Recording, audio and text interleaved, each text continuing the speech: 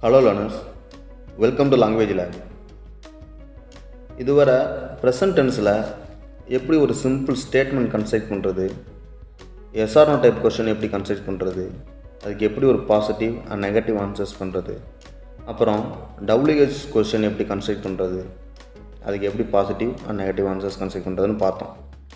இது எல்லாத்துக்கும் முன்னாடி ஒரு சென்டென்ஸ் கன்ஸ்ட்ரக்ட் பண்ணுறதுக்கு என்னென்ன தேவை, சப்ஜெக்ட்னா என்ன, வேர்ப்னா என்னன்னு பார்த்தோம்.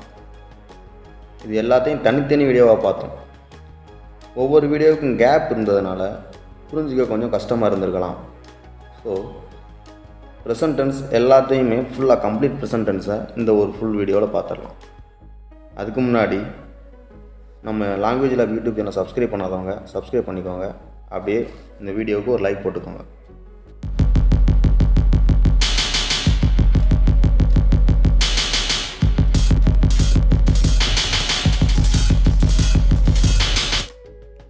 ப்ரெசன்ட் டென்ஸ் நிகழ்காலம். இங்கிலீஷில் ஒரு சாதாரண வாக்கியம் கன்ஸ்ட்ரக்ட் பண்ணுறதுக்கு ஒரு சப்ஜெக்ட் ஒரு வேர்ப் இருந்தால் போதும், ஒரு சிம்பிள் ஸ்டேட்மெண்ட் கன்ஸ்ட்ரக்ட் பண்ணிடலாம். சப்ஜெக்ட்னால் என்னென்னா, ஏதாவது நபரையோ அந்த நபருடைய பெயரையோ இடத்தையோ அல்லது பொருளையோ குறிக்கிறது சப்ஜெக்ட் ஆர் நவுன். நவுன்ஸ் தான் மோஸ்ட்லி சப்ஜெக்டாக யூஸ் பண்ணுவாங்க, ஆப்ஜெக்டாக யூஸ் பண்ணுவாங்க. ஸோ நம்ம சப்ஜெக்டாக யூஸ் பண்ணிக்கலாம். ஸோ இது எல்லாத்துக்கும் பதிலாக ப்ரொனவுன்ஸ் யூஸ் பண்ணிக்கலாம். ஏன்னா இந்த எல்லா நவுனையுமே ப்ரொனவுன்ஸ் தன்னுக்குள்ளே அடைக்கிறோம். ஸோ நம்ம ப்ரொனவுன்ஸு சப்ஜெக்டாக யூஸ் பண்ணிக்கலாம். ப்ரொனவுன்ஸ்னால் என்ன அப்படின்னா, I, we, you, he, she, it and they. So இதுக்கு தான் ப்ரொனவுன். ஐ வந்து ஃபர்ஸ்ட் பர்சன் சிங்குலர், வி வந்து first person plural, you second person singular and plural, he, she, it இது தேர்ட் பர்சன் சிங்குலர், தே வந்து third person plural. நம்ம இந்த pronounce வச்சு statement construct பண்ணிடலாம்.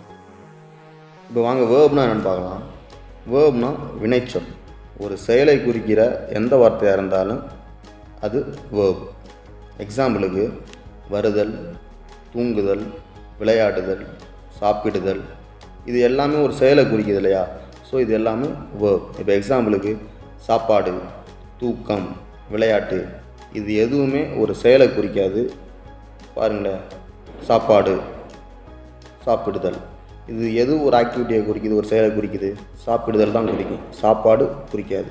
ஸோ சாப்பாடு ஒரு நவுன், சாப்பிடுதல் ஒரு வேர்ப். இது எல்லாத்தையுமே இது மாதிரி ஏதாவது ஒரு செயலை குறித்து வர எந்த சொல்லாக இருந்தாலும் அது வேர்ப். நம்ம அந்த வேர்பாக சென்டென்ஸில் யூஸ் பண்ணிக்கலாம்.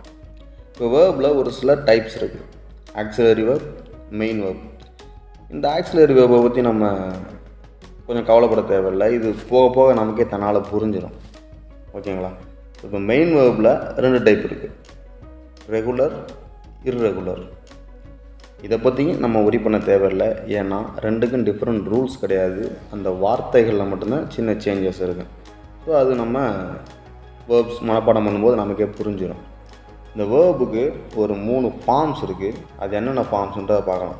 ரொம்ப குழம்பிக்க வேண்டாம். அந்த 3 ஃபார்ம் என்ன அப்படின்னா, எந்த டென்ஸுக்கு எந்த ஃபார்ம் யூஸ் பண்ணணும் அப்படின்னு நமக்கு ஹெல்ப் பண்ணுறது தான் அந்த ஃபார்ம்ஸோட வேலையே.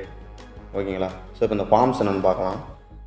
Present form, past form, past participle form. So அந்த சைடில் மீனிங் வருது, அது நம்மளுடைய அண்டர்ஸ்டாண்டிங். ஸோ இப்போ வேர்பு கம் எடுத்துருக்கேன். கம் அது ப்ரெசன்ட் ஃபார்மில் கம்னே தான் வரும். பாஸ்ட் ஃபார்மில் கேம்னு வரும். பாஸ்ட் பார்ட்டிசிபிளில் கம்னு வரும். இப்போ கோ எடுத்துக்கிறோம்.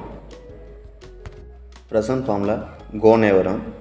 பாஸ்ட் ஃபார்மில் வெண்ட், பாஸ்ட் பார்ட்டிசிபிளில் கான். இப்போ ஒர்க் எடுத்துருக்கலாம். ப்ரெசன்ட் ஃபார்மில் ஒர்க், பாஸ்ட் ஃபார்மில் ஒர்க்ட், பாஸ்ட் பார்ட்டிசிபிளில் ஒர்க்ட். இப்போ ப்ரெசன்ட் ஃபார்மில் வர எல்லா வேர்டும் ப்ரெசன்ட் டென்ஸுக்கு யூஸ் பண்ணிக்கிடுவோம். பாஸ்ட் ஃபார்மில் வர எல்லா வேர்பையும் பாஸ்ட் டென்ஸில் யூஸ் பண்ணுவோம். பாஸ்ட் பார்ட்டிசிபிள் ஃபார்மில் வர எல்லா வேர்டையுமே பர்ஃபெக்ட் டென்ஸில் யூஸ் பண்ணிக்கிறோம். இது மாதிரி தான் நம்ம வேர்ப்ஸை யூஸ் பண்ணணும். போக போக இது நமக்கு தெளிவாக புரியும். சரி வாங்க இப்போ ஒரு சாதாரண வாக்கியம் கன்ஸ்ட்ரக்ட் பண்ணலாம். அதுக்கு நம்ம ஒரு சப்ஜெக்ட் ஒரு வேர்ப் தேவைப்படும். சப்ஜெக்ட்னா என்ன நம்ம பார்த்தோம் இல்லையா? So the nouns, persons name, place, thing or person. இதுக்கு பதிலாக நம்ம ப்ரோனவுன்ஸ் யூஸ் பண்ணிக்கலாம் சொன்னோம்ல. ஸோ ப்ரோனவுன் எல்லாத்தையுமே நம்ம சிம்பிள் ஸ்டேட்மெண்ட் கன்ஸ்ட்ரக்ட் பண்ணுறதுக்கு யூஸ் பண்ணிக்கலாம். இப்போ ப்ரோனவுன் சப்ஜெக்ட் ஐ எடுத்திருக்கேன். ஐ வேர்பு கம். ஐ கம், நான் வருகிறேன். ஒரு சிம்பிள் ஸ்டேட்மெண்ட் ரெடி. இப்போ எல்லா ப்ரோனவுன்ஸுக்கும் நம்ம வந்து இதே வேர்பை யூஸ் பண்ணி சென்டென்ஸ் கன்ஸ்ட்ரக்ட் பண்ணலாம். வி கம், நாங்கள் வருகிறோம். யூ கம், நீங்கள் வருகிறீர்கள். அடுத்து தே கம், நீங்கள் அவர்கள் வருகிறார்கள். இப்போ ஹி ஷி இட் இது மூணுக்கு ஒரு சின்ன ரூல் அப்ளை ஆகும். அது எஸ் ரூல். அது என்ன அப்படின்னா, ப்ரெசன்ட் டென்ஸில் தேர்ட் பர்சன் சிங்குலர் சப்ஜெக்டாக வந்தால் வேர்பு கூட எஸ் சேர்க்கணும். இப்போ ஹி ஷி இட் இது மூணு தேர்ட் பர்சன் சிங்குலர் கேட்டகரியில் வாருது. ஸோ இது மூணில் ஏதாவது ஒன்று இல்லை மூணுமே சப்ஜெக்டாக வந்தது அப்படின்னா வேர்பு கூட நம்ம எஸ் சேர்க்கணும். இப்போ எக்ஸாம்பிள் பாருங்கள்.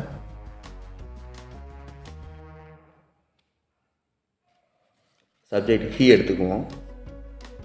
ஹி இப்போ வேர்பு கம் எடுத்துருக்கோம் இல்லையா. இப்போ இந்த கம் கூட நம்ம எஸ் சேர்க்க போகிறோம்.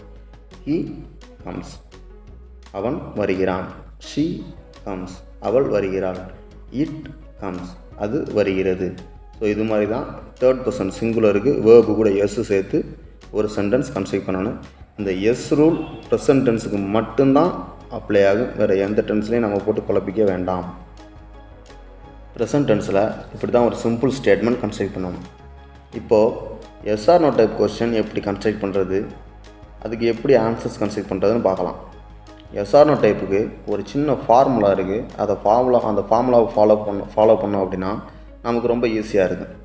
இப்போ I, we, you and they இந்த 4 சப்ஜெக்ட்டுக்கும் உள்ள ஃபார்முலாவை பார்த்துக்கலாம். ஃபார்முலா பாருங்கள். Do plus subject plus verb. இது ஒரு கேள்வி கேட்குறதுக்கு யூஸ் பண்ணுற ஃபார்முலா. இப்போ ஆன்சர் பாசிட்டிவ் ஆன்சர் பண்ணுறதுக்குரிய ஃபார்முலாவை பாருங்கள். Yes plus subject plus verb. இது பாசிட்டிவ் ஆன்சர் பண்ணுறதுக்குரிய formula. No plus subject plus do plus not plus verb. இது நெகட்டிவ் ஆன்சர் பண்ணுறதுக்குரிய ஃபார்முலா. வாங்க சென்டென்ஸ் கன்ஸ்ட்ரக்ட் பண்ணுறது எப்படின்னு பார்க்கலாம். இப்போ கேள்வி கேட்குறதுக்கு do plus subject plus verb பார்த்துருக்கோம் இல்லையா. ஸோ இப்போ டூ அப்படியே போட வேண்டியதான். சப்ஜெக்ட் யூ எடுத்துருக்கோம். யூ வேர்பு கம் எடுத்துருக்கோம். அப்படியே அந்த ஃபார்முலாவுக்குள்ள அப்படியே அதை போட்ட வேண்டியதான். டு யூ கம், நீங்கள் வருகிறீர்களா. இது கேள்வி கேட்டாச்சு. இப்போ ஆன்சரை பாருங்கள். எஸ் அப்படியே போட வேண்டியதான். Subject I, verb come. Yes I come, ஆம் நாங்கள் வருகிறோம். இது பாசிட்டிவ் ஆன்சர். இப்போ நெகட்டிவ் ஆன்சர் பாருங்கள். நோ அப்படியே போட போகிறோம். சப்ஜெக்ட் ஐ, டூ அப்படியே போட போகிறோம். நாட் அப்படியே போட போகிறோம். Verb come. No I do not come, இல்லை நான் வரவில்லை. இந்த ஃபார்முலாவை இந்த 4 சப்ஜெக்ட்டுக்கும் யூஸ் பண்ணிக்கலாம். ஐ, வி, யூ அண்ட் தே இந்த 4 சப்ஜெக்ட்டுக்கும் இதே ஃபார்முலாவை யூஸ் பண்ணி நம்ம ப்ரெசன்ட் டென்ஸில் ஒரு கேள்வி இப்படி தான் கேட்கணும், ஒரு பாசிட்டிவ் ஆன்சர் இப்படி தான் கேட்கணும், ஒரு நெகட்டிவ் ஆன்சர் இப்படி தான் பண்ணணும். இப்போ ஹீ ஷி இட்டுக்கு டிஃப்ரெண்ட் ஃபார்முலா இருக்குது. நான் சொல்லியிருக்கேன் இல்லையா, ஹீ ஷி இட்டுக்கு மட்டும் ப்ரெசன்ட் டென்ஸில் ஒரு எஸ் ரூல் ஆட் ஆகும். ஏன்னா அது தேர்ட் பர்சன் சிங்குலர். ஸோ அதனால தான் ரொம்ப குழம்பிக்க வேண்டாம். இப்போ அந்த சின்ன ஃபார்முலா சேஞ்ச் அப்படின்னா அது ஒன்றுமே இல்லை.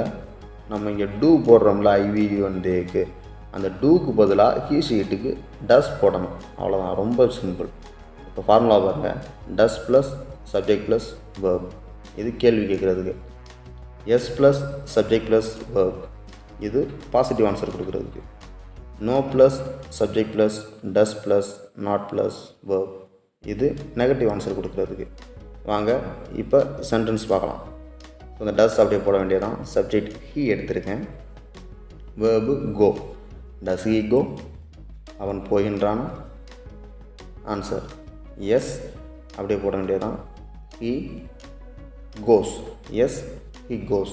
பார்த்துக்கோங்க, ப்ரெசன்ட் டென்ஸில் சிம்பிள் ஸ்டேட்மெண்ட்டுக்கு தேர்ட் பர்சன் சிங்குலர் சப்ஜெக்டாக வந்துச்சு அப்படின்னா வேர்பு கூட எஸ் சேர்க்கணும். நம்ம இங்கே சேர்த்துருக்கோம்.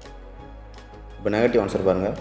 நோ ஹீ சப்ஜெக்ட், டஸ் அப்படியே போட வேண்டியதான். நாட் அப்படியே போட வேண்டியதான். Go. No he does not go, இல்லை அவன் போகவில்லை. இப்படி தான் ப்ரெசன்ட் டென்ஸில் yes or not type yes or one டைப்புக்கு ஒரு கொஸ்டின் கன்ஸ்ட்ரக்ட் பண்ணணும், ஒரு ஆன்சர் இப்படி தான் கன்ஸ்ட்ரக்ட் பண்ணணும். சரி வாங்க WH கொஸ்டின் எப்படி கன்ஸ்ட்ரக்ட் பண்ணுறது, அது எப்படி ஒரு positive and negative answer construct பண்ணுறதுன்னு பார்க்கலாம். WH வேர்ட்ஸ் டிஸ்பிளே பண்ணுறேன் பார்த்துக்கோங்க. இதுக்கு தான் WH வேர்ட்ஸு. இந்த வேர்ட்ஸ் யூஸ் பண்ணி நம்ம ஒரு கேள்வி வாக்கியம் கன்ஸ்ட்ரக்ட் பண்ணணும், அப்புறம் அதுக்கு positive and negative answers construct பண்ணணும். இதுக்கு எஸ்ஆர்ஓ டைப்புக்கு நம்ம யூஸ் பண்ண ஃபார்முலாவை அப்படியே யூஸ் பண்ண வேண்டியதான். ரொம்ப simple. I, we, you and theyக்கு உள்ள ஃபார்முலாவை பாருங்கள். do plus subject plus verb. இப்போ இந்த ஃபார்முலாவில் டூக்கு முன்னாடி ஒரு WH வேர்டு யூஸ் பண்ணோம் அப்படின்னா WH கொஸ்டின் ஃப்ரேம் பண்ணுறதுக்குரிய ஃபார்முலா ரெடி ஆகிரும். பாருங்கள், WH word plus do plus subject plus verb. இது WH கொஸ்டின் கேட்குறதுக்குரிய ஃபார்முலா. இப்போ ஆன்சரை பாருங்கள், subject plus verb plus object. இது பாசிட்டிவ் ஆன்சர் கொடுக்குறது. இப்போ நெகட்டிவ் ஆன்சர் கொடுக்குற பாருங்கள், subject plus do plus not plus verb plus object. இது நெகட்டிவ் ஆன்சர் கொடுக்குற ஃபார்முலா. இப்போ இங்கே ஆப்ஜெக்ட்னா என்ன அப்படின்ற ஒரு சின்ன கேள்வி வரலாம், ரொம்ப குழம்பிக்க தேவையில்லை. இப்போ WH வேர்டு நம்ம இங்கே கொடுக்குறோம் இல்லையா, அந்த வேர்டுக்கு ஏற்ற மாதிரி நம்ம யூஸ் பண்ணக்கூடிய ஒரு நவுன் தான் object. Listen carefully.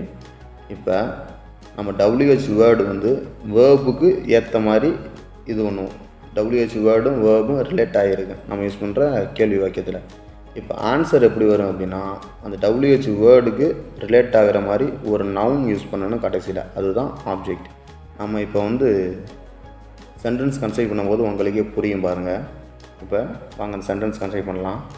WH word வேர் எடுத்திருக்கேன், இந்த டூ அப்படியே போட வேண்டியதான். Subject you, verb come. where do you come, நீ எங்கே வருகிறாய், இது ஒரு கேள்வி. இப்போ இங்கே எங்கே வருகிறாய், இது ரெண்டுமே ரிலேட் ஆகும் பாருங்கள். where do you come, நீ எங்கே வருகிறாய். இப்போ ஆன்சரை பாருங்கள், ஐ கம் டு சென்னை, நான் சென்னைக்கு வருகிறேன். இப்போ இங்கே சென்னைன்றது தான் ஆப்ஜெக்ட். சென்னை ஆக்சுவலி ஒரு நவுன் வந்து ஆப்ஜெக்டாக செயல்படும். இப்போ இந்த சென்னை வந்து இந்த வேர் WH வேர்டு இருக்கா, ரெண்டுமே ரிலேட் ஆகுது. சென்னை அந்த WH வேர்டு வேரும் ரிலேட் ஆகுது இல்லையா, ஸோ இதுதான் object. I come to Chennai, நான் சென்னைக்கு வருகிறேன்.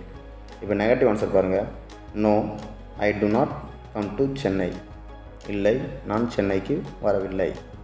இது மாதிரி தான் நம்ம வந்து WH கொஸ்டின் அதுக்குரிய பாசிட்டிவ் அண்ட் நெகட்டிவ் ஆன்சர் வந்து subject I, we, you and தேக்கு கன்ஸ்ட்ரக்ட் பண்ணணும். ரொம்ப சிம்பிள். இதே மாதிரி தான் நம்ம ஹீ ஷீட்டுக்கு யூஸ் பண்ணணும். ஹீ ஷீட்டுக்குரிய ஃபார்முலா பாருங்கள், நம்ம அதே ஃபார்முலா அப்படியே ஃபாலோ பண்ண வேண்டியதான். ஹீ ஷீட்டுக்குரிய formula does plus subject plus verb. இப்போ இந்த டஸ்ஸுக்கு முன்னாடி ஒரு WH வேர்டு யூஸ் பண்ணோம் அப்படின்னா WH வேர்டு கொஸ்டின் கன்ஸ்ட்ரக்ட் பண்ணுறதுக்குரிய ஒரு ஃபார்முலா ரெடி ஆகிடும். WH word plus subject plus verb. இது கேள்வி கேட்குறது. இப்போ ஆன்சர் பண்ணுறதுக்குரிய பாருங்கள், subject plus verb plus object. இது பாசிட்டிவ் ஆன்சர் கொடுக்குறது. இப்போ நெகட்டிவ் ஆன்சர் கொடுக்குற பாருங்கள், subject plus does plus not plus verb plus object. இது நெகட்டிவ் ஆன்சர் கொடுக்குறது ஃபார்முலா. இப்போ ஆன்சரை சென்டென்ஸ் கன்ஸ்ட்ரக்ட் பண்ணுறது பாருங்கள், WH வேர்டு வேர் எடுத்திருக்கேன், வேர் டஸ் அப்படியே போட வேண்டியதான். சப்ஜெக்ட் ஹீ, verb கோ எடுத்திருக்கேன். வேர் டஸ் ஹீ கோ, அவன் எங்கே போகின்றான். இப்போ ஆன்சரை பாருங்கள், positive answer. Subject he, verb go and object வந்து temple. He goes to temple. இங்கே பாருங்கள், ப்ரெசன்ட் டென்ஸில் சிம்பிள் ஸ்டேட்மெண்ட்டுக்கு நம்ம வந்து தேர்ட் பர்சன் சிங்குலர் சப்ஜெக்டாக வந்துச்சு அப்படின்னா verb கூட எஸ் சேர்க்கணும். இங்கே நம்ம சேர்த்துருக்கோம், ஹீ கோஸ் டு டெம்பிள். இப்போ நெகட்டிவ் ஆன்சர் பாருங்கள், he does not go anywhere, அவன் எங்கேயும் போகவில்லை. இவ்வளோ தான் நம்ம இதுவரை பார்த்தோம். ஸோ இப்படி தான் நம்ம வந்து ப்ரெசன்ட் டென்ஸில் ஒரு கேள்வி வாக்கியம், ஒரு WH வேர்டு, அடுத்து ஒரு சிம்பிள் ஸ்டேட்மெண்ட், அதுகளுக்குரிய பாசிட்டிவ் அண்ட் நெகட்டிவ் ஆன்சர்ஸ் வந்து நம்ம இப்படி தான் கன்ஸ்ட்ரக்ட் பண்ணணும். இதை தான் நம்ம இதுவரை இவ்வளோ நாள் ஒரு 4 வீடியோவில் பார்த்தோம். ஓகேவா? நான் சும்மா ஒரு சப்ஜெக்ட் ஒரு வேர்ப் மட்டும் யூஸ் பண்ணி உங்களுக்கு இப்போ இந்த வீடியோ பண்ணியிருக்கேன் அப்படின்னா எக்ஸாம்பிள் காமிச்சிருக்கேன். இப்போ WH பார்த்தீங்கன்னா ஒரு சப்ஜெக்ட் தான் எடுத்திருப்பேன், ஒரு வேர்ப் தான் எடுத்திருப்பேன். SRO டைப்பிங் பார்த்தீங்கன்னா ஒரே சப்ஜெக்டை வச்சு தான் நான் வந்து எக்ஸாம்பிள் காமிச்சிருப்பேன், ஒரே வேர்பை வச்சு நான் எக்ஸாம்பிள் காமிச்சிருப்பேன். ஸோ இந்த ஃபார்முலாவை யூஸ் பண்ணி நீங்கள் எந்த வேர்ப்னாலும் யூஸ் பண்ணிக்கலாம், எந்த வேர்ப்னாலும் பார்த்துக்கலாம், எந்த சப்ஜெக்ட்னாலும் யூஸ் பண்ணி நீங்கள் ப்ராக்டிஸ் பண்ணி பார்த்துக்கலாம். It's better to practice and learn. நம்ம ப்ராக்டிஸ் பண்ணி கற்றுக்கிட்டோம் அப்படின்னா ரொம்ப ஈஸியாக இருக்கும். ஸோ இதோட ப்ரெசன்ட் டென்ஸ் முடிஞ்சது. நம்ம வந்து ப்ரெசன்ட் டென்ஸில் வெறும் பேசிக் மட்டும்தான் பார்த்துருக்கோம். போக போக பேசிக்லேருந்து நம்ம அட்வான்ஸ் லெவலுக்கு போகலாம். நம்ம அதை பற்றி ஒரி பண்ண தேவையில்லை. இப்போ இதுவரை பார்த்ததை நீங்கள் ஆன் யுவர் ஓன் நீங்களாகவே ப்ராக்டிஸ் பண்ணி பார்த்தீங்க அப்படின்னா ரொம்ப ஈஸியாக இருக்கும். கற்றுக்கிறதுக்கு இன்னும் பெஸ்ட்டாக இருக்கும். நீங்களாக ஈஸியாக கற்றுக்கலாம். இப்போ நீங்கள் ப்ராக்டிஸ் பண்ணும்போது ஒரு வேளை ஏதாவது உங்களுக்கு டவுட் இருந்தது அப்படின்னா எனக்கு கமெண்ட் பாக்ஸில் சொன்னீங்க அப்படின்னா நான் வந்து நெக்ஸ்ட் வீடியோவில் கண்டிப்பாக அந்த டவுட்ஸை கிளியர் பண்ணிடுவேன். ஓகேங்களா?